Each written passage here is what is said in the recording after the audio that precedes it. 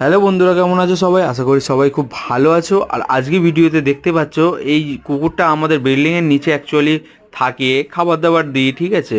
তো দেখছি হঠাৎ একদিন একটা কুকুরের সঙ্গে কামড়াকামড়ি করে না, কোথা থেকে কেটে এসেছিলো। ওর মাথার কাছে দেখতে পাচ্ছ ঘা মতো হয়ে গিয়েছে, ওটা শুকনো হয়ে গিয়েছে, ঘা নেই।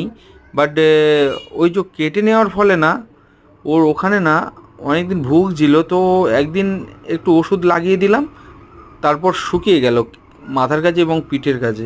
তো সেই জায়গা থেকে হঠাৎ দেখছি চুল ঝরে ঝরে পড়ছে এবং পোকা হয়েছে, ঠিক আছে?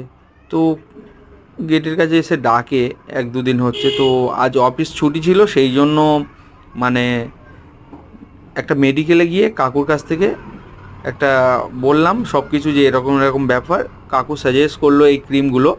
তো ক্রিমগুলো আমি নিয়ে এসে যতটা আমার দ্বারাই সম্ভব, ভয়ও লাগছিল কিন্তু ভালো লাগছিল, যে অবলা জন্তুটা যতটা মানে নিজের জিভ দিয়ে চাটছিল গাটা, অতটা আর করছিল না, ছটফট করছিল না, চুপচাপ দাঁড়িয়েছিল। আমি ওষুধ লাগিয়ে দিচ্ছিলাম।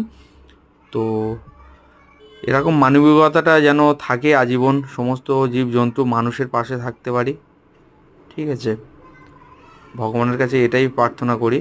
আর বন্ধুরা, তোমরাও অবলা জন্তুদেরকে বিশেষ করে হেল্প করো, এদের মানুষ ছাড়া কেউ নেই। আমি তো এটা ভিডিও দিয়েছি, বাট যতটা পারি আমি হেল্প করি, ঠিক আছে? যে সব ভিডিও দেওয়া সম্ভব নয়। আর আমি তো ব্লগ ভিডিও বানাই, তো এগুলো জাস্ট এটা বানিয়েছি, ঠিক আছে? আগেও অনেক হেল্প করেছি, বা এর আগে পরেও হেল্প করব। তো তোমরা আমার পাশে থেকো, আমার ভিডিওকে সাপোর্ট করো, যদি ভালো লাগে লাইক শেয়ার অ্যান্ড সাবস্ক্রাইব করো। দেখা হচ্ছে নেক্সট ভিডিওতে বন্ধুরা। Tata, bye bye.